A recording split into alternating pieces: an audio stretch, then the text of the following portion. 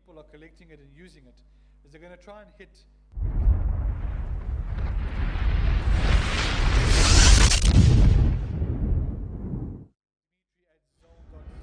ZW and my password.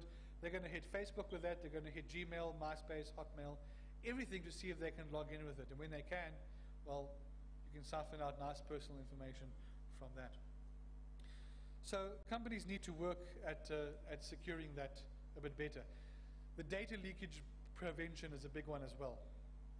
Okay, many companies around the world, and there's nothing wrong with doing it, they mandate that your corporate email address is used for business, maybe for marketing. Okay, it shouldn't be used on Facebook and your Hotmail account and your Steam gaming accounts, and to register with the site where you're downloading all the pirated films from. Because sooner or later, one of those is going to have a breach, and what's going to happen? That company's data is now impacted because its email address and the password you had goes out and gets leaked. I'll scroll down the list if anyone wants to see any more. Then also, when it comes to the password strength, now we didn't have time for these slides to generate password strength reports. I can do that and share it. In fact, maybe I can slip it in tomorrow or something, just a quick slide showing you that. But looking at password strength from the leaked passwords, we see a lot of education is required around getting users to pick more secure passwords, because many of them are not very secure. Okay, you take the hashes when we're tracking those secure hashes. Between the English dictionary, the Shona dictionary, and the Ndebele dictionary, at least 60 to 70% of the passwords fall. Okay, so that tells us that people, and of course it's a natural thing, people want to stick to picking words they know, and then they append maybe 1, 2, 3, or at June 2018 or something like that at the end of it. That doesn't make it secure though, because the base password they used is still a common dictionary word. I just want to switch back to our slides again. Actually, I'll just minimize that.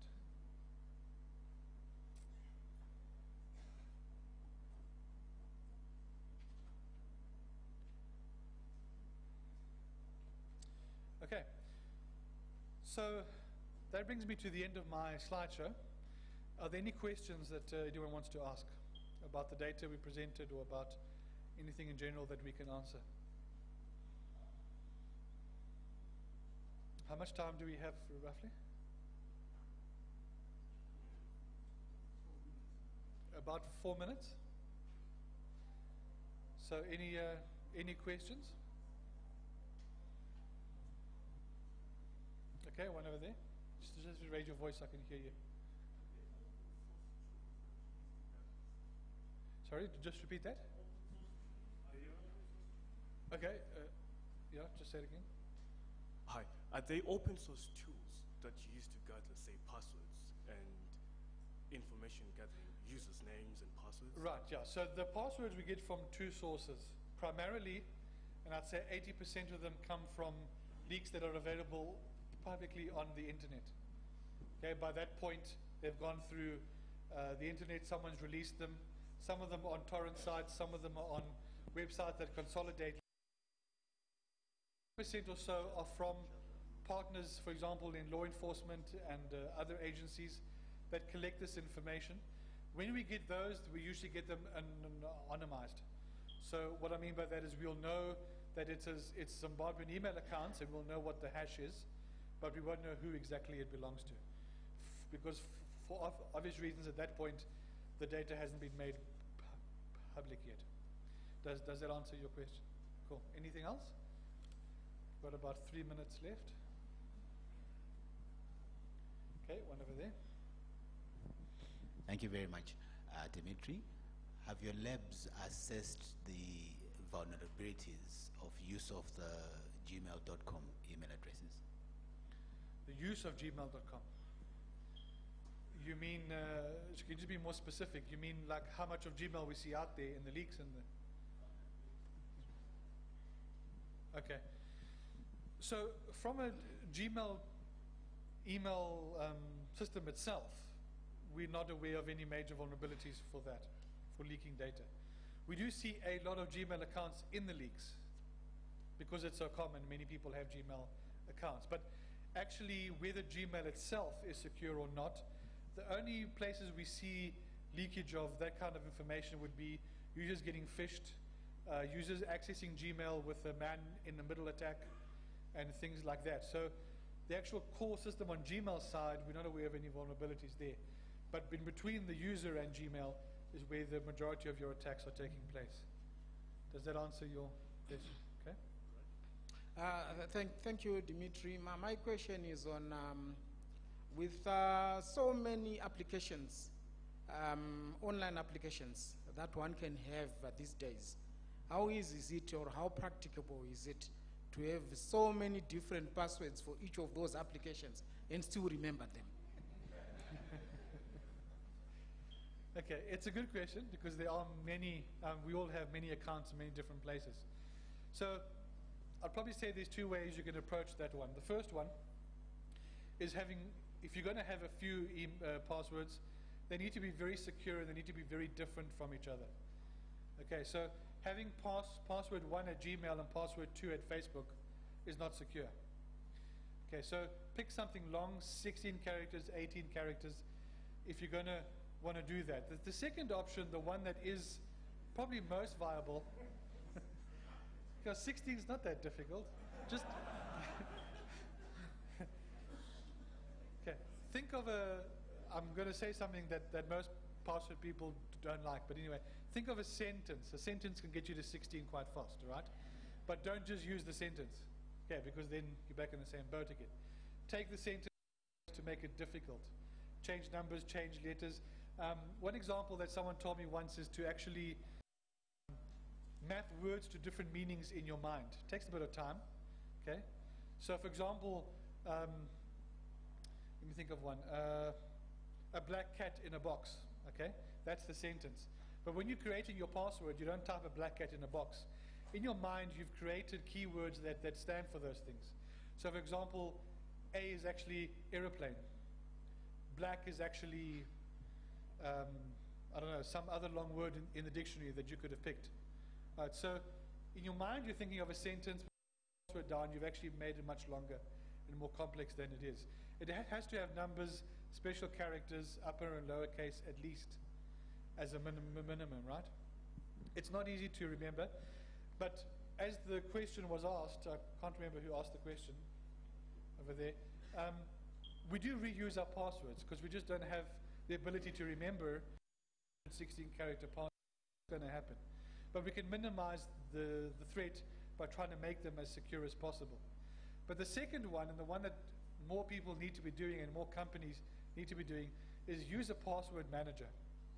Okay, because with a password manager, you only need to and remember one really, really, really strong password, okay? Or link it to your fingerprint or your eye scanning, depending what device you've got. The manager can then keep your really, really complex 50-character passwords in it that it gives to the website on your behalf. And if the website's breached, well, it's meaningless. To try and crack a 50-character or 60-character password that's very complex is going to be very hard. The only risk with that, of course, is that if someone attacks you personally and gets access to your password manager, you're at risk. But from a breach perspective, a password manager helps it to limit the risk that you have with your data out there because you're putting strong passwords out onto the internet. Okay, any other questions? I think one more we'll probably have time for. Okay, over there.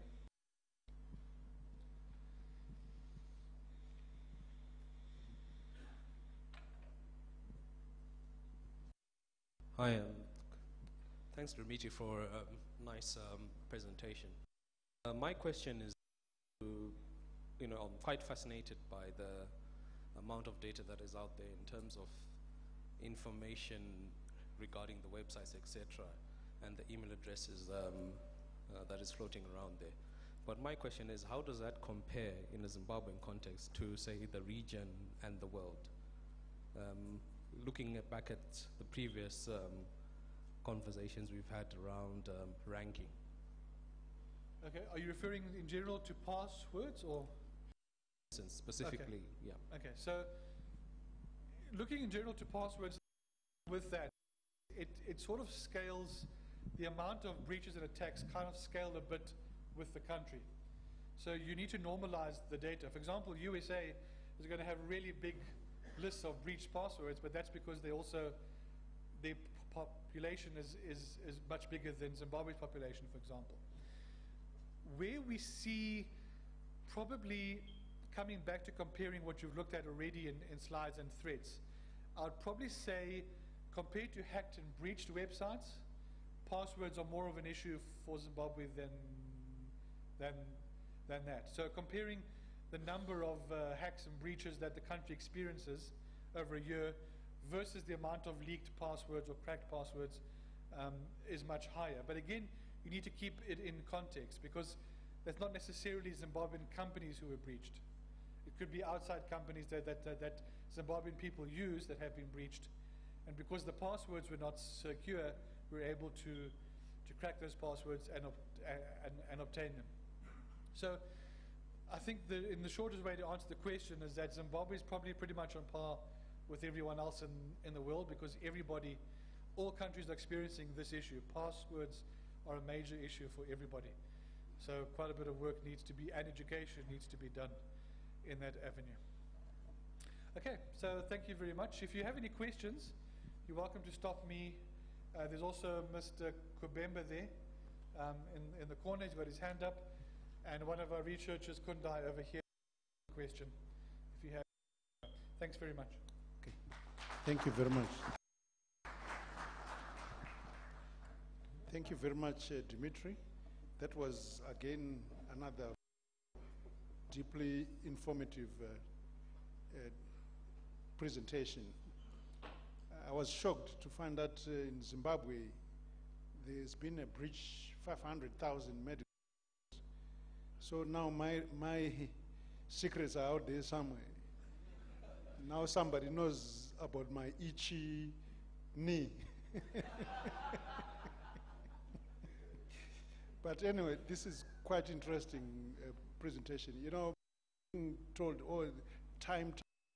But you know, when there's a presentation like this one, you don't want to just quickly, because it is very, very informative, and it will inform our strategy going forward. At this juncture, help me to welcome back again onto the podium Dr. Engineer Kundishora, who's going to be talking about the cyber security policy. Over to you, sir. Thank you. Thank you, Engineer Chaza. As I sat there, I was saying to myself, perhaps I should be fired by the president, because it seems as if this country is under attack from morning to evening, and nothing is really happening. But I just hope that everybody will understand that this is the reason why we are meeting. We would want to see best we can protect ourselves against the cyber threats. I perhaps would want at some stage to get to know the delegates who have come to this conference, because some of the things which were mentioned here, I wish my other key stakeholders in government would get to know how vulnerable organizations and institutions in this country are, and also to try and find how best we can protect ourselves. It came out very clear that this cyberspace is being used as a battleground to fight wars. Thanks, Venon, for that illustration. It's very, very important, and it's scary that people can really declare war on the cyberspace, which means, therefore, as a country, we have to be ready, as I said in the morning, to fight these battles. As for passwords, Dimitri, I think we have a problem. That I must admit, we have a problem. Someone was saying to me, why do I have to keep changing my home address when it is my home? It is my home. Why do I have to change homes? Why do I have to change keys every day? It becomes costly. But I think it's a question also of a culture. So let's get into the right culture. I'm supposed to present to you an overview of the Zimbabwean national policy on cybersecurity. But let me say that half, if not 3/4 of this policy has already been presented to you by Robert. Thank you very much, Robert, for doing that. He actually has articulated what is contained in the national policy on cybersecurity. But I would want to perhaps touch on just a few things which are also contained in that policy. After all, it's a policy in the public domain. You can actually access it for yourselves. This policy reminds me of what happened to our neighbors in South Africa. And perhaps Vernon and Dimitri will attest to that. That when their cyber crime bill was before the president, ready for his signature into law, the people out there were crying for its amendment. Before it was signed, the people out there were crying for its amendment. Which means, therefore, technology moves that we also have to keep pace with technology.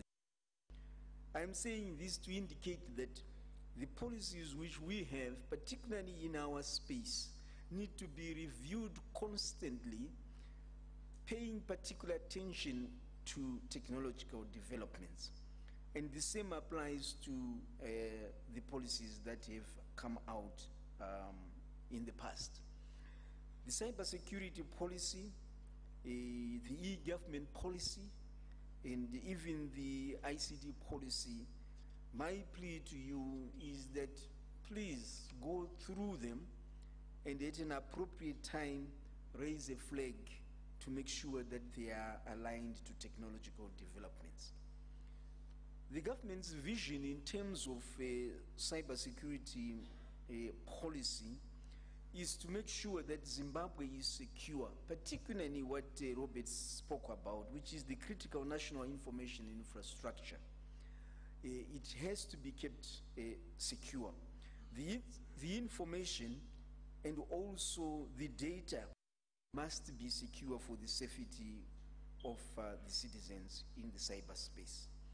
And this can only be done through the provision of a secure and resilient information infrastructure.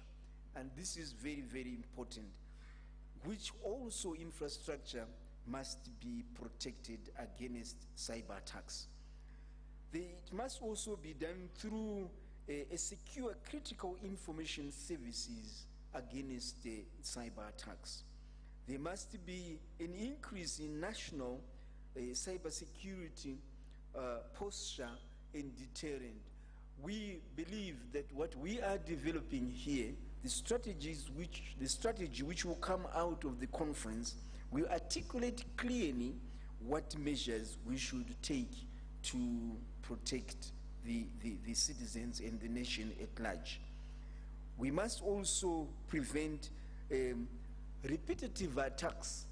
I don't know whether Vernon and Dimitri and also even Robert could sort of assure us that there will come a time when we will not be attacked. Because their presentations here that even those countries which are so advanced are also being attacked and also attacking others. So which means then the attacking and being attacked is a continuous process. So the question is, what do we do first with that? The of culture, I think, is very, very important. You need to develop a culture which protects you and your valuable assets against attack. And I'm sure these are some of the things which we spoke about earlier on. Robert went through the pillars of the cyber security ecosystem very well, and I'm sure there is no need to repeat them. But safe to say that as we develop the strategy, let's clearly articulate and demarcate the pillars. You are free to indicate who should do what, which stakeholders should do what, but collectively work together to protect the country. Under the legal measures, for example, it is important to articulate what policies and statutory instruments you would want to see developed so that they can, or you can be protected. You have to start with yourself before you go out to the others. It's important. Yes, the policy is now there. Robert spoke about the need to establish a national cybersecurity agency. He spoke about the need to even establish some committees and institutions. National cybersecurity agents, I spoke about the cybersecurity forum, which I think is also very important. I know Mr. Gwatidzo would be very, very, very happy to hear this important committee, which is the cybersecurity forum, because it dovetails to what we have been doing as government to try and give or create a forum where citizens can participate. I am referring Mr. Gwatidzo and Dr. Professor Kabanda to, for example, the governance internet forums, which participate very actively. Here is another forum, and I don't know how you are going to merge the two. The forum that speaks to cybersecurity and the forum that speaks to internet governance. You will see that they are interlocked, but at the same time very, very important, because we need to be protected as a country. There is also another institution, which is the National Cybersecurity Steering Committee. And I think in the National Cybersecurity Steering Committee, we would need to have our key stakeholders. We are talking of defense and its arms of security. They need to be there. We also have to speak about home affairs with its other arms as well. They have to be there. They play a very critical part in cybersecurity. And also even the Ministry of Justice. I often say that when you are looking at cybersecurity, you have to see two different but interlinked zones. There is Zone A, which is the security zone, which is up there. And this zone is a no-go area for the ordinary, but it is very, very critical in terms of security, cybersecurity. And this is where you find our key defense mechanisms as a country. But there is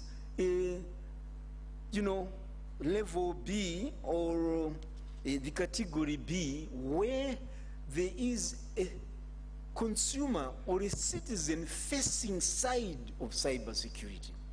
The citizen-facing side of cybersecurity then includes the Ministry of ICT and cybersecurity. Why? Because we interface with ordinary people, with ordinary citizens. And we also have to make sure that the awareness, the sensitization, the programs, and even the policy framework to protect the citizens are actually developed through the citizen-facing side of cybersecurity. This is where we interact and even inform each other of the challenges we are facing and how best we can address them. I also see another institution which Robert mentioned, the National Computer Incident Response Team. It's very important to have that one. The National Digital Forensic Laboratory, Vernon mentioned those things. There is also the National Security Network. These are some of the institutions, some of the organs which we must put in place so that we can manage cybersecurity.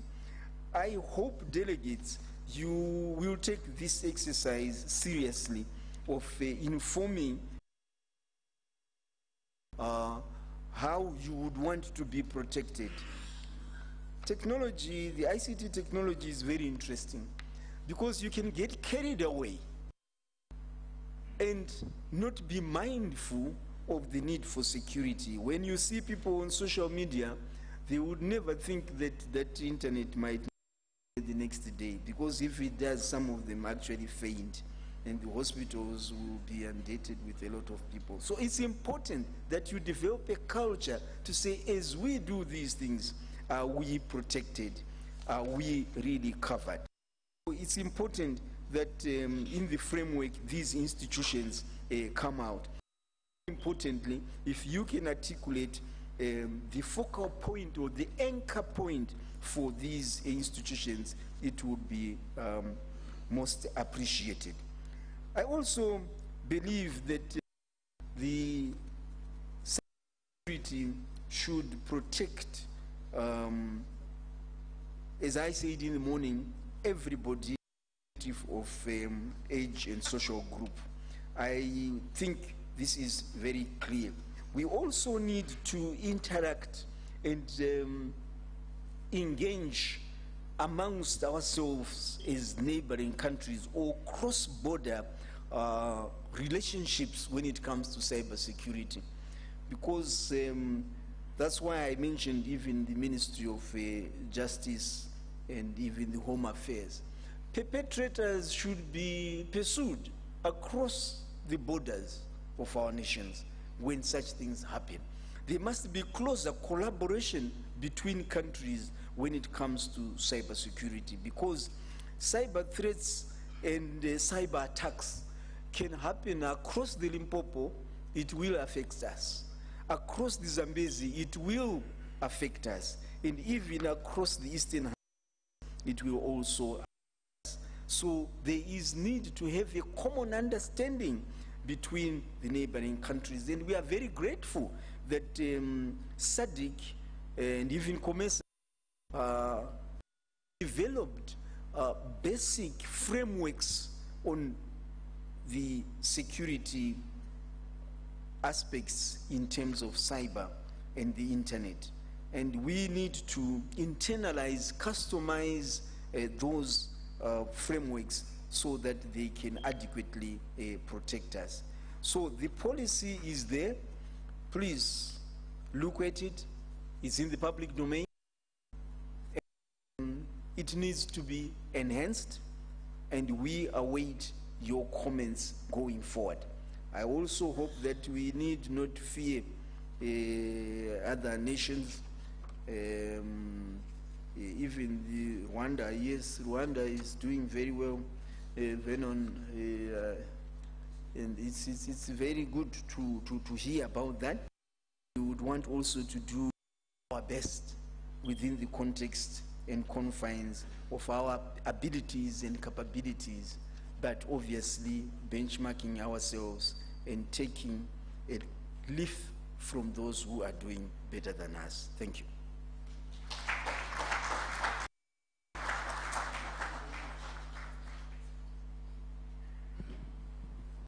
Not ask questions right now, but I'll do is right now, because of time, we'll have a panel discussion, and then you will be able to field your questions during the panel discussion. But because of time management, we might have to forgo lunch. No, don't throw any rotten tomatoes yet. You will have lunch. So at this juncture, I'll call the panelists. The panel that we are having right now is the first one, case studies on cyber attacks, types and effects. And the moderator is Mr. Tish Matongo. Can you come up? And then the panelist is Engineer Jacob Mutisi from ZICT, and Ms. Tatenda Mujati from Grant Thornton, and then Mr. Zivanai Mukuku from IDSS, and Engineer Vernon Fryer from NEC. Can you take your positions?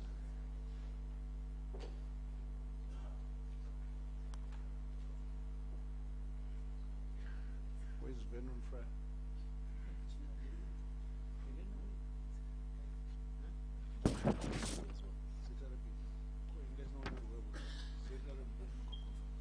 Okay. A representative from ZRP.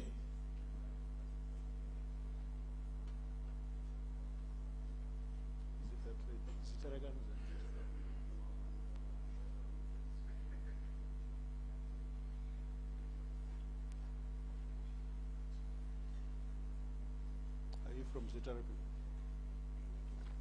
Oh, okay. Representative from ZRP?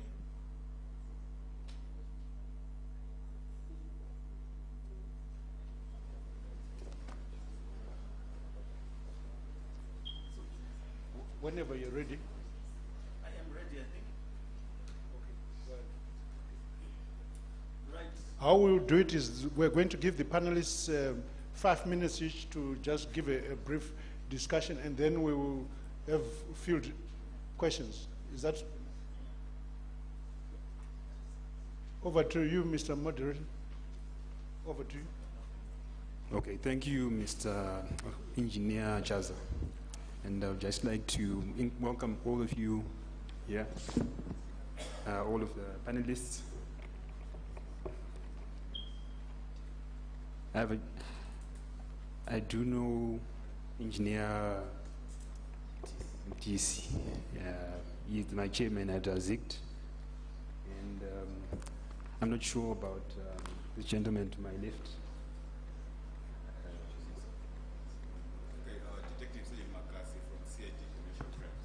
Thank you, Detective. And then I'm assuming you're the lady from... Thank you, Tatenda Mujati. And then Zivanai. Good to meet you, finally. So just like to welcome you all of you in attendance, and all of you panelists here. I'm also excited to be here. My name is Tichana Matongo. I don't know if there's a need to introduce everyone one by one, then give you a brief profile. So we'll just move on to the first presenter. So you can go on, Chairman.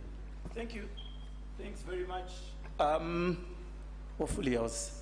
what I've done is we had requested for some of you to provide your cell phone numbers so that we can do a practical test, but I believe some of you did not provide. I thought they had the impression that we were going to hack their cell phones or something, which is not correct. But what I'm going to do is we have become a financial technology country simply because we don't have the foreign currency that we require for us to transact. So we have got two of the major ways of transacting. That includes EcoCash and bank transfers and Zipit and things like that. So what I'm going to do is just, it's not anything that is malicious. It's just to prove to you that you are vulnerable in this type of environment. So what I've done is I've asked the cameraman to help me, because I cannot send to all of you or do a demonstration to all of you, to see how somebody can actually meet you and advise you that I'm going to send you an EcoCash transaction. You receive it, and it's fake. We have actually sent through a few for those that have had the chance. So I'll ask the cameraman, there is something that came out in the paper that is supposed to display on one or two of the screens.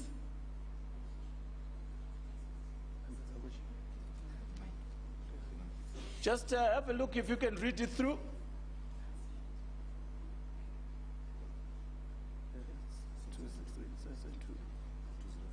204, 263. So EcoCash is plus 263, 16.4.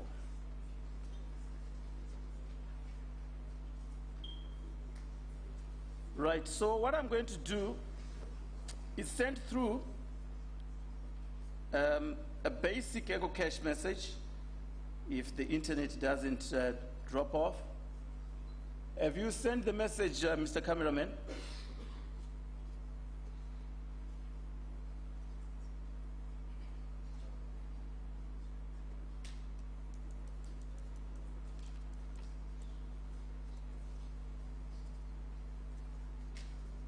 The message is a report that came from the ZRP in Mashingo, saying that people are being defrauded using money transfers and EcoCash. It has become so common that there's got to be structures that would have been put in place. So now I'm just going to send Mr. Cameraman. I don't know whether it's readable there. It's readable, that's fine. So I'm just going to, I think it will pop on his phone if you look on his screen or on the screens that are available to see that.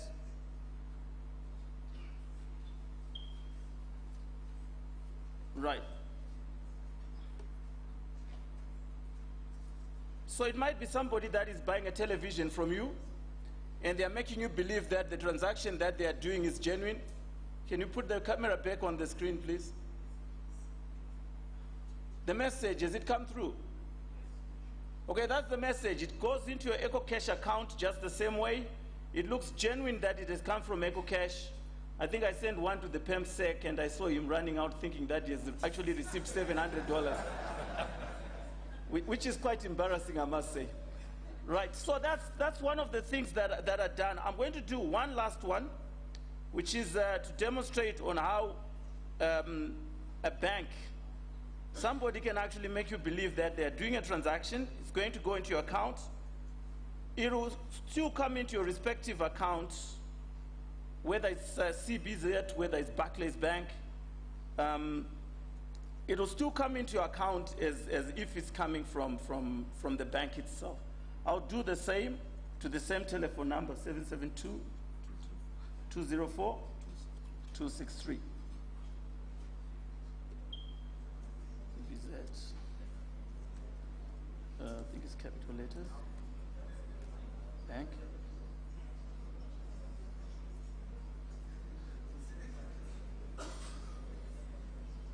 Right. CBZ.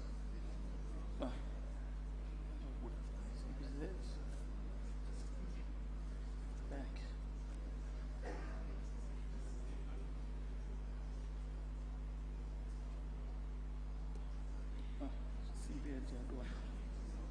What is it?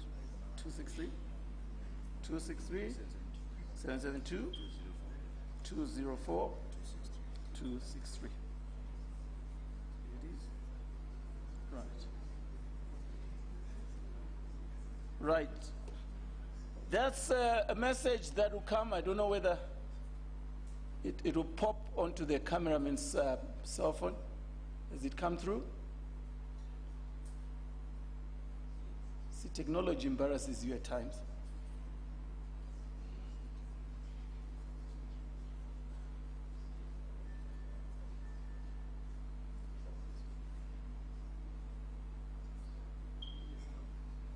Has it finally come?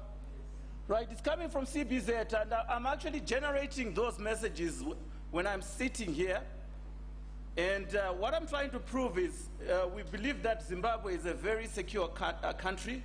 We have had other institutions saying, we are fine, we don't have any challenges.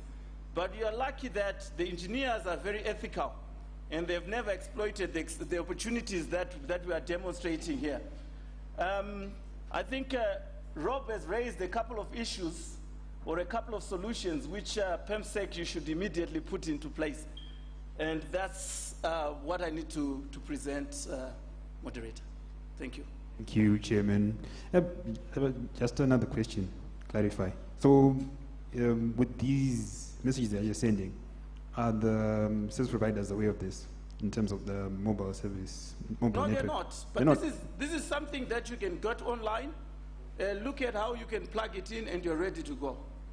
Interesting. You can connect through China, through India, through whatever country, and you can get access into Zimbabwe. Wow. Yeah. That's good information. So. But the good thing is, you wouldn't know where to get them from. I know the Econet guy. I can see him. He's busy scratching his head, sitting behind Engineer Chaza, because I told him that I'm going to demonstrate that Econet is vulnerable, and he says, "Oh, we are secure." But I think this one will make him wake up a bit. Thank you so much, Chairman.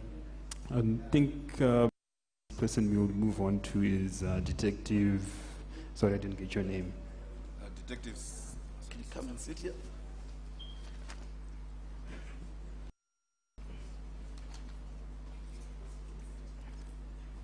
If you could just start your presentation. Just tell us what you have prepared for us. Okay. Thank you very much. As CID Commercial Crimes Division, other people will remember it as CID Serious Fraud Squad.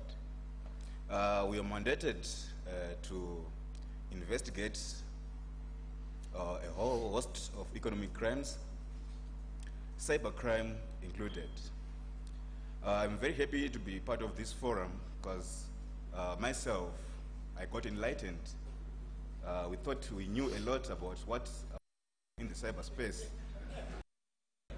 But my colleague here demonstrated something which made me feel scary at first, but I'm comfortable that we have stakeholders whom we can work with and make we create a free transaction arena where, especially concerning that Zimbabwe is going for a cashless economy, we need to work together in every respect.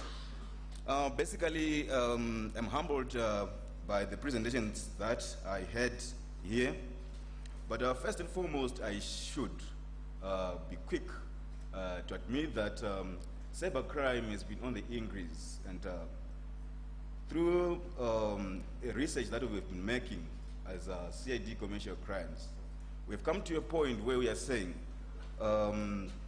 people have been shying away to report cases of cybercrime to the police. Very highly ranked institutions have failed to come to the fore, maybe because they want to protect their repute in some way.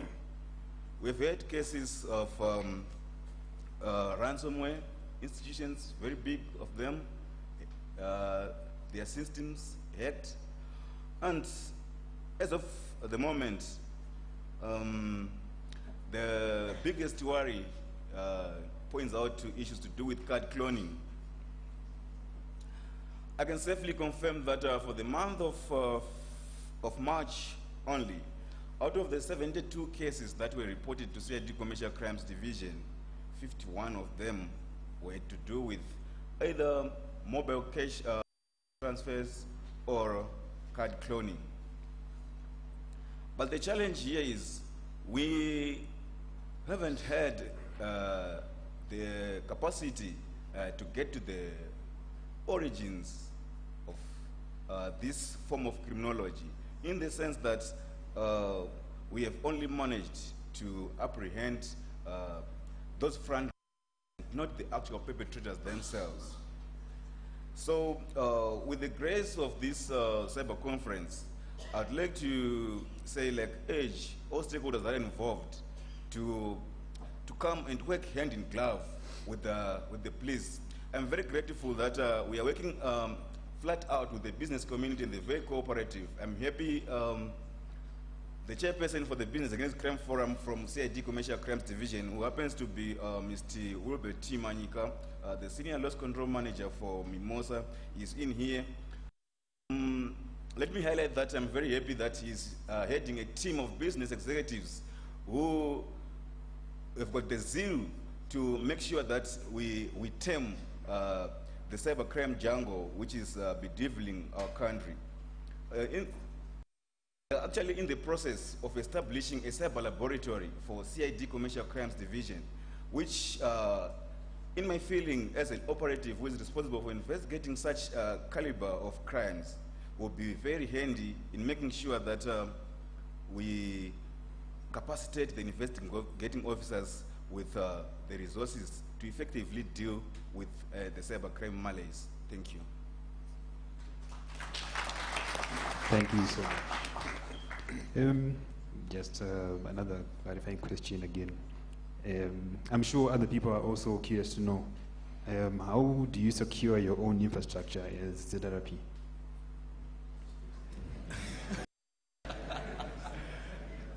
Okay, thank you very much. We do have our IT experts within the Zimbabwe Republic Police. Like any organization, we transacting on the internet. Those guys are also working flat out to make sure that our systems are secure. But as highlighted by previous presenters here, you can hardly have a system that is secure.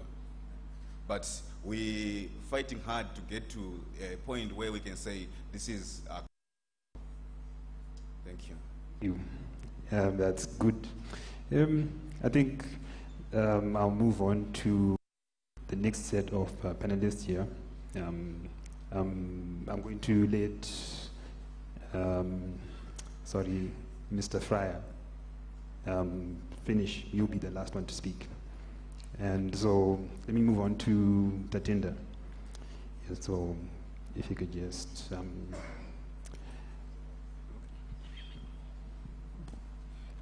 Okay, thank you. As Grantham, part of our drive is to being the solution in what is happening in the country and the drives and the initiatives to make sure that at least we are cyber secure.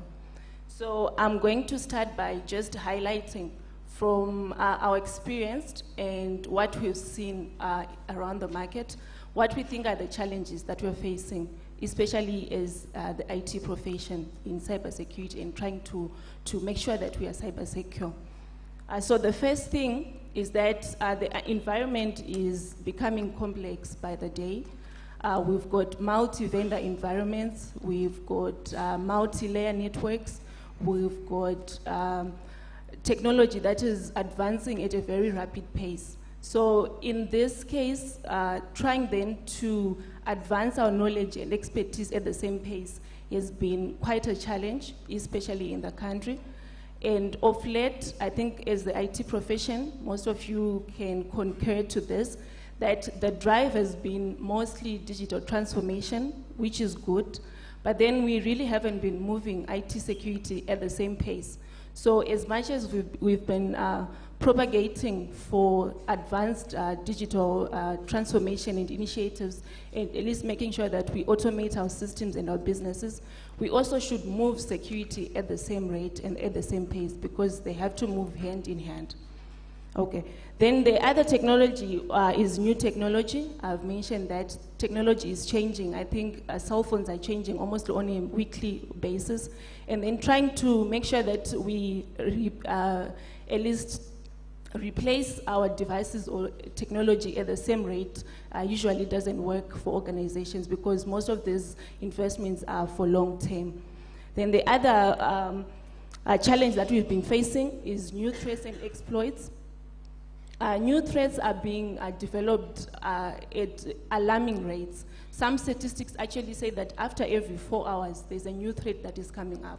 So meaning that other people actually do this full time to be actually testing and trying to find out new threats that are there in the market. And then at the same time, I think it has already been mentioned that the average rate of an attacker is becoming lower. I think actually right now it's on 16 or 17 age. And this is mainly because of the high literacy rates that are there and the availability of these gadgets to the younger kids. So we've got a lot of young kids who are experimenting and trying to just new exploits and new threats and new things that they can do.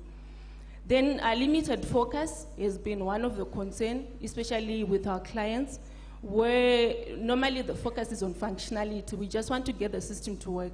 We want this to work, but then not at the same rate as we want to be secure. So at times, security sort of falls on the sidelines, where we're not really focusing on it. It becomes then just something that we do extra.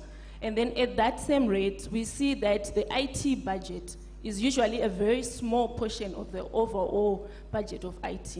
So then we focus more on other things, and then we let security sort of fall by the wayside. So this has been the biggest challenge that we've seen, that we are sort of taking a reactive or a passive approach to security. So people would then start to panic if there's an attack, but then we're not really out there to say, let's be proactive. How can we secure our systems at first? So that has been the biggest challenge that we've seen. And obviously, it is not easy to motivate a business case for IT security, because to then try and justify the return on investment on something that is not really readily tangible is not easy. So you go there, you're trying to say we need to probably, let's say, put up a firewall, and then, but then to justify and come up with a return on investment or on how the business is going to benefit from it has been a challenge, especially for IT security professionals, because most likely the financial guys, all they're really focusing on is the numbers. But because there's no ready tangible benefit that you can see, unless and until you are attacked, then that is why it is not really easy to justify why we need to put up these initiatives. And then limited expertise. We've also noted that usually in most organizations, the IT security portfolio is normally given to network administrators who have other roles. They have the day-to-day jobs to make sure that the network is up, and then they're also loaded with security. So then the focus is really not on security. It only just comes, maybe, is my antivirus working? Do I have a firewall? And then it ends there. But then it has to be something that we're really focused on, because the threats are there and they're active, and they're really starting to come to. I know it may seem, some of them may really seem like too far-fetched, and it's not something that is happening, but there are actually threats and attacks that are happening. And it's just that most of the times organizations do not report them, or we're not really aware of what is happening out there. So we need to be vigilant and make sure that we defend ourselves. Then there is a balance. It usually isn't easy to strike a balance between security and functionality. So you find that for some applications and systems, the more secure you want it to be, then the less it becomes, because generally people don't like security. It's given. So if you then start putting the 18 character password, like you were saying, then people will start complaining, because the system will then become less user-friendly. So striking that balance really has been a challenge, where we're saying, of course, we want faster networks, we want a system that is really user-friendly, but then at the same time, let's be secure. Let's make sure that it's embedded in our systems and it's there at the beginning instead of later. So that balance, it really has not been easy to strike for us as a profession. Then lastly, of course, is the budget issue. So whenever there are budget constraints, like right now, normally security issues will then be the last thing to be considered. So most companies do not have that money or extra income to then be focusing on IT security initiatives. So they just end up do we have the basics in place? Do we have an antivirus? And it ends there. But then in actual fact, security goes way beyond just having an AV in place or having a firewall in place. So I just want to end by giving an example. of a case that we have dealt with. This is a local example. This is something that happened. So there was company A with company B. So company A would send payment instructions to company B with details, account numbers, and then the money that they need to be transferred to accounts. Obviously, this is on a day-to-day basis. And then company B would then give back the proof of payments to show that they have made the payments. So in this particular incident, they then found out that deposit had been made, but then it had been made to a different account number. So then on trying to investigate and see what had happened, we then were called in, and then we found out that there was actually a man-in-the-middle attack, whereby someone was sitting in the middle. They'd put a board at the ISP side, and then they would then intercept the email before it gets to company B and change the account numbers and the details, so that company B would then deposit that money into the wrong account numbers. Then when they sent the proof of payments, that attacker would intercept again and change back the account number so that company A wouldn't suspect anything. So by the time they realized, it was months, way months after, and the money had already been gone. So in then trying to see that, we see this is an ecosystem whereby company A will rely on company B because we are in business. I will implicitly, I will just assume that your security is in order. And at the same time, I will assume that the ISP's security is in order. So you wouldn't really suspect that anything is up until maybe there is a case. So in this case, now A is blaming the ISP is saying B is saying the bank, we need our money because you should have your KYC in place. And then it's a war chaos of people fighting. But then the core of it is actually IT security, making sure that our systems are secure, because as businesses, we depend on each other. And we need then to just have that best practice mind in place to say that if I'm dealing with A, I know that the security is up to scratch, and I do not have need to have so many concerns. So this is a case study that I have. Thank you.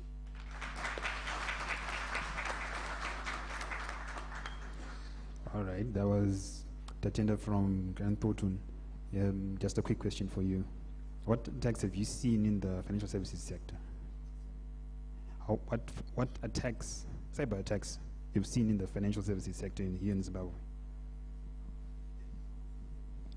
So there are a lot of attacks. The threat landscape is really wide and varied. But then it has been difficult. Why? Because a lot of companies do not want to disclose that they've been attacked, obviously for reputational reasons. But then I think the most that we've seen has been ransomware. I think you're aware. And then the man-in-the-middle attack has been quite rampant as well. Then some of the attacks, actually most of them that we've seen, has been coming from the internal side, because there are two sides of attackers, one, either internal or external. So I'll give an example of this bank that had a student on attachment. And then the student on attachment was in IT. And obviously being in IT, then you obviously get exposed to the systems and credentials to make sure that you access the systems. And then the student attachment moved some money and transferred. So this is just one example. But then really the threat landscape is wide and varied. And these are some of the attacks that we're seeing. Thank you so much.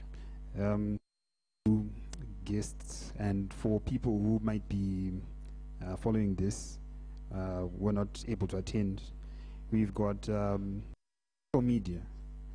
The Twitter handle is Infozict. I don't know if you can put that up on the screens. Not sure. The hashtags we're using: hashtag cybersecurity, hashtag our shared responsibility, and hashtag ZICT 2018. So I think now we can move on to Mr. Zivanai. I'm very eager to talk to you. I work with, so sure. Yeah. Thanks, Tich. Okay. I'm from IDSS, and pretty much we deploy the security solutions. And it's scary to hear of all the vulnerabilities that we're experiencing at the moment. What we've found is the 500,000 medical records that at start, can we add another one? Because just yesterday morning, another medical aid was hacked. But I can't mention the name for now because we're still commiserating to Rumbo Batamaoko. So we were coming up with a solution and the policy for them. It was a hack that happened on Saturday night, and it was found out Monday morning. So right now their servers are down, emails are down, Pastel is down, subscriptions are down. The only thing that's up at the moment is their Gmail. So what we found is they know, IT knows what they need to do. However, this is not propagated to the rest of the organization, especially the higher ups. So they know they need to put in a firewall, they know they need to put in an antivirus, they know that they need to segment their networks. However, all these things are not done. The firewall, the antivirus, those are paid for services. However, there are other things that you can do as a network and as an organization to protect without actually the upfront cost, which is your segmenting the network. What that does is it reduces your threat surface area of the attack. So, for instance, with their case, so somebody went to a party, hears a nice song, puts it on a flash drive, but doesn't know that where this DJ has been, their machine is compromised by a command and control sort of attack. So when they come back to the network on a Saturday just to do some work, that attack then sits on their machine and starts looking for anything called .bat. So that it won't affect the PC as much as it will then affect the servers. So all it does is just looking for where the servers are. Where is your Pastel? Where is your payroll? Where is your Belina? So that's where it's just going to go and then attack. So these are the issues that we find, that had they then segmented the network, it will just maintain it. If they are just a claims clerk, only the machines in claims are then affected. The servers, because they're in DMZ or in another zone, which the other VLANs are not able to see, will not be affected. But we find this quite a lot, that the interest or the ability to then implement the solutions. So we need a culture, so to speak. It's only now that my phone is blazing, they need us to come in for meetings, but the solutions are there, they're available, the people are trained, they should be implementing them. Another one has always been, if I purchase my antivirus, why should I then renew the licenses? So the updates work as much as the threat landscape keeps evolving.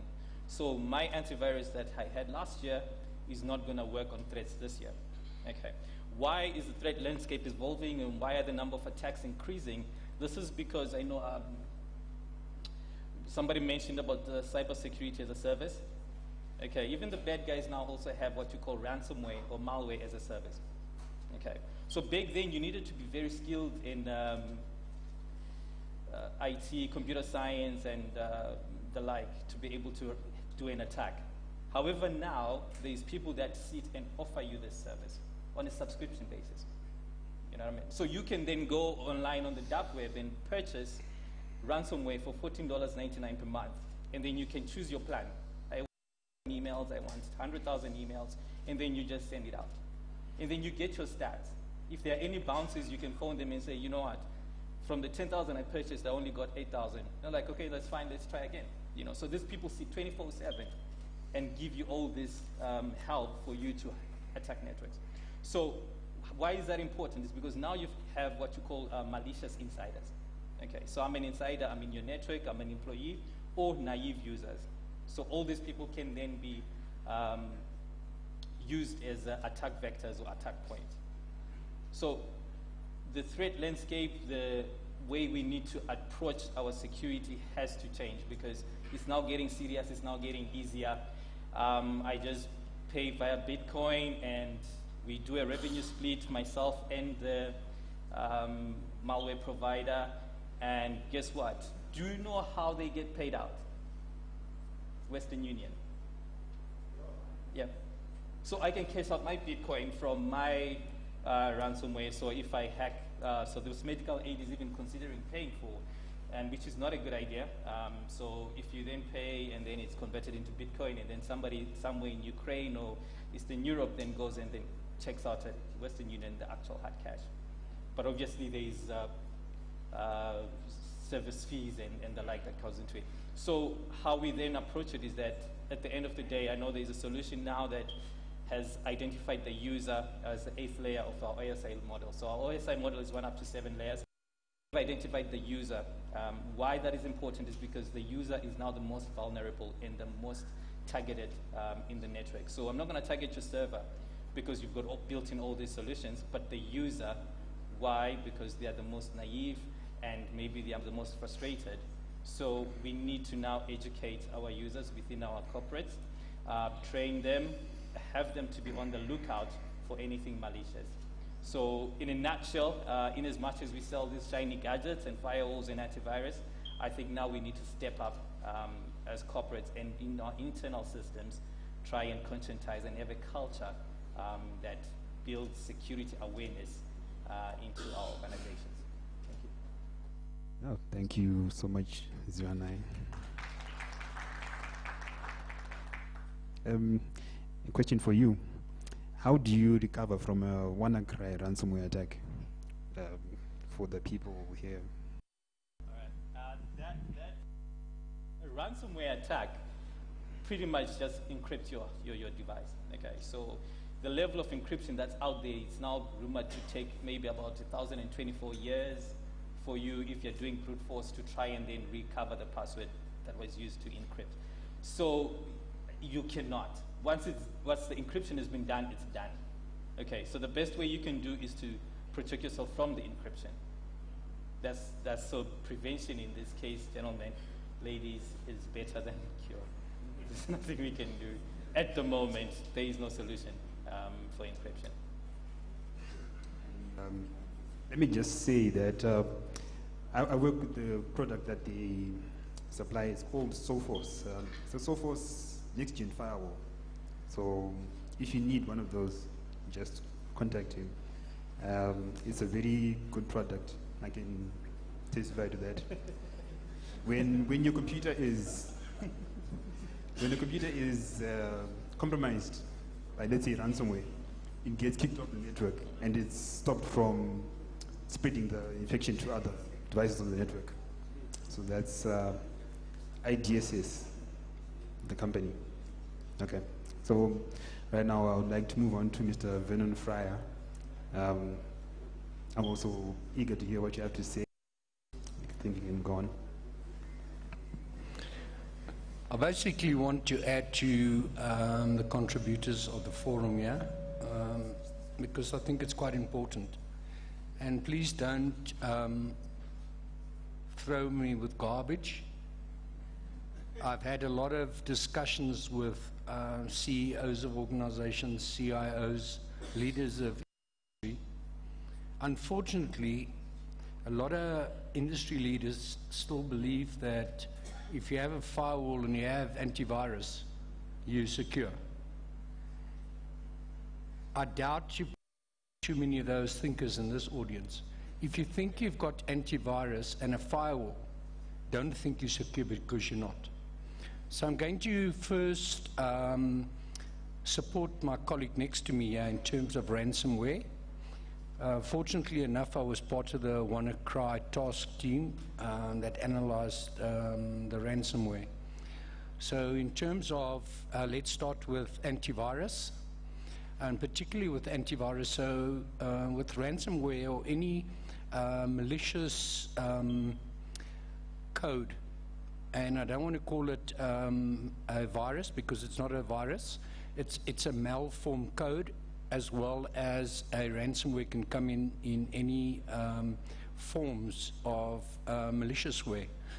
And reference to any ransomware. So antivirus doesn't pick up ransomware until it's got a signature. So you've got to first give it a signature so that the antivirus can detect it. If a good antivirus product and it's got a signature of a known ransomware, it'll block it. You don't need to be a rocket scientist to change the ransomware, because if I take the ransomware and I decompile it and I change one character in the ransomware, I'll change a comma to a full stop. virus is going to detect it. It's still going to have exactly the same impact. It sounds a little bit far-fetched, but the life of antivirus is going to die a very slow death. There are other technologies, there are other far more advanced technologies which are far more effective than antivirus. And they come in various forms. It's sandboxing. If it sees a code that it's not familiar with, it will put it in a sandbox. There's advanced threat protection technologies which will double check and decompiling of the script inside the script to see if it's known to it. So antivirus is, yes, it must be good to have antivirus. The surprising thing about antivirus here, and we always just think antivirus on the desktop, is that I can almost take a good guess, is that 63% of the audience don't have antivirus on their mobile devices. So we all honest here, is anybody who's all got Android?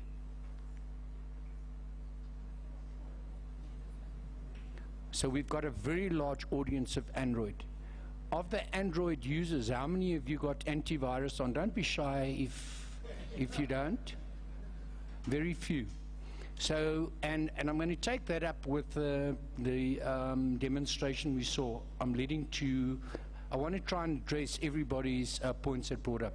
So if you need any assistance with the medical aid, you're welcome to give me the antivirus if they've still got one that hasn't been opened. I will assist in analyzing it and then provide some kind of a solution for them much quicker. They did not have. Do you know if that virus is lying anywhere else? On the network. Yes. What I need is I need a copy of that virus before it's been executed, and there must be a copy lying somewhere on the network. If you can provide me that, I'll give you all my details before I leave today, and I'll analyze it in our lab tonight and help them. 100%. Thank you. I'll do that. The second point, which I think I need to go back to, is the passwords. Lots of people have been asking about passwords, how many length password, how do I manage passwords and that. 48% of global breaches is as a result of password. In the 44 years that I've been around and been investigating computer-related crimes, password has always been the weakest link. The password is the individual. It's not the strength of the password. It's how you manage your password, and I'm going to give some very good typical examples. That is why technology providers are starting to try and move away from passwords and providing two-factor authentications. There's even iris passwords. There's even a NEC have just released a hearable device sensor that fits in your ear, and that if you don't have that in your ear, you can't access anything. If you walk away from the device, it'll log you out. The problem is that we've seen in the past is that people are enforced to change passwords every 30 days or every 60 days. The characters must be 8, alphanumeric, very difficult to guess passwords. It becomes slightly frustrating for some of the users because every 30 days you've got to go and change your password, and they start selecting weaker passwords. However, in my research that I've seen in the investigations that I've investigated, is that 99.9% of privileged users like administrators and root access set the password as never expire. So those are the gate. So if the administrator cannot adhere to his own policies, that's a big problem. So administrators is one of our major problems in terms of the privileges that they have, and they don't adhere to the password. Surprisingly enough, you'd also see there's still a lot of people that use password as a password. And people's dates of births and names of children and animals. So from a password point of view, not going to get away with passwords when human beings involved. We need to resolve the password problem with technologies, and the technology is the only way to go in correcting this problem very rapidly. In terms of the financial frauds, and I know what pain my colleagues going through, because I've been fortunate enough to investigate probably most of the most serious economic crimes in South Africa. I was part of a 23 million rand scam. So we're talking about different ways of doing it. It's card schemas. And I don't know if you've seen any card schemas in Zimbabwe yet, where they put a schema in an ATM and draw money, but I haven't seen many ATMs in Zimbabwe lately that have got money in them.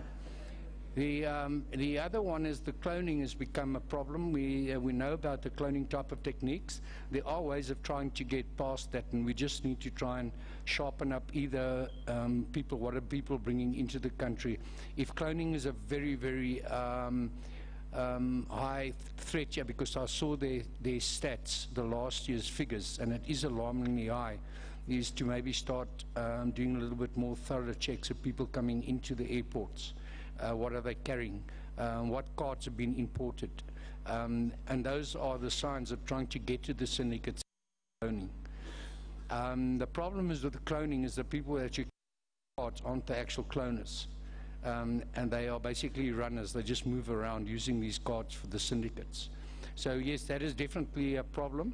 In terms of online banking using cloned cards, it's still one area which is very undetectable depending on the amount of money that you're transacting with at the moment. In terms of the application that we saw, or transferring of money and saying, I bought the TV for you, I've deposited the money, you get the message from the bank to say money's been deposited, you give the guy the TV, you never see him again. There's various of those applications which are available. I think the cheapest one I saw the other day was $7, which can generate stuff like that. So, and it's a lucrative business. But you need to be a real scamster. One would think it only happens in Nigeria. It doesn't. So those are the current things I'd like to support, and then I'd like to support what Robert said. One problem is the way we think of security. We must change our way of thinking of security. Don't think technology, don't think firewalls, don't think antivirus as security anymore. We need to start looking at security at the architectural level. From the design state is to build security into applications and that test applications. I know what happened here now with this medical, it was a flash stick. But if they had other mechanisms in place there, like the splitting up of the network segments, and that it could have been contained to a certain area. And then last but not least, the most important thing that I've heard from every single person here today is that we need to up our awareness training.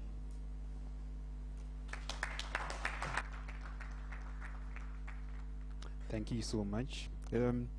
I just wanted to add, I agree with you on those points about paying attention to your administration and also to some extent to your IT security policy.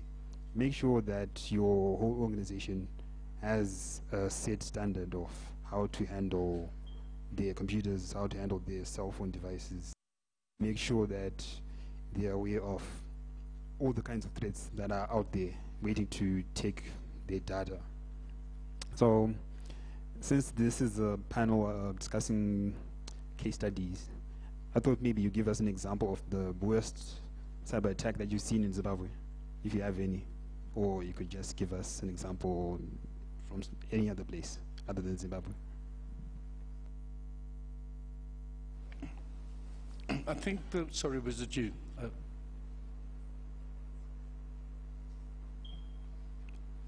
It's for you, Vernon. Sorry, I jumped the gun before, ladies. I apologize for that. I think the most notable attack that I've seen, and there's been lots of attacks that have been going around. I mean, when I think about the Mariah attack, which was the largest denial of service attack, which I not think could happen. If you think of WannaCry, it was definitely global. WannaCry really hit globally. But the most significant attack that I witnessed myself in the Cyber Defense Operations Center was the attack that Russia launched against Turkey, because they had come from various sources, and the methodology they were using and the protocols were unknown to us yet because they were scripting in Russia, so we couldn't read what their scripting was. And it lasted 10 days, and it had a massive financial impact on a country.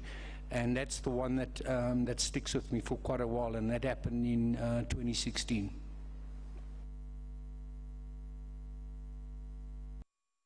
With that, and because of our time, unfortunately we can't open up the discussion to the floor. So what I'll do is I'll invite all of you to write down your questions.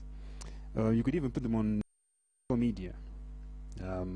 I hope the guys there can put the Twitter handle on the screen, the hashtags on the screen, and then you can just interact with that with us that way. Or you could also just interact with the panelists while they are having their lunch, since it's time for lunch now. So could you just give our panelists a round of applause as we close this?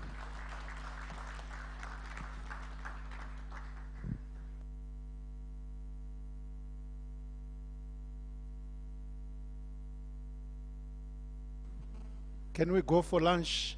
And it was given 1 hour, but I believe we can do that in 45 minutes. There is a special announcement. Okay, thank you. Can we follow this order for our lunch, because we have 3 saving points. So we would like to do it orderly so that we move a bit faster, because if we leave the whole, all of us, it will become difficult. So I would ask the first row, the front row, to just walk out, and you'll be directed up. Then I'll be directing when the next row will stand up to be served for lunch.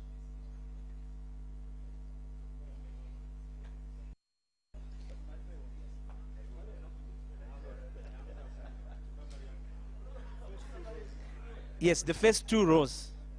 The first 2 rows.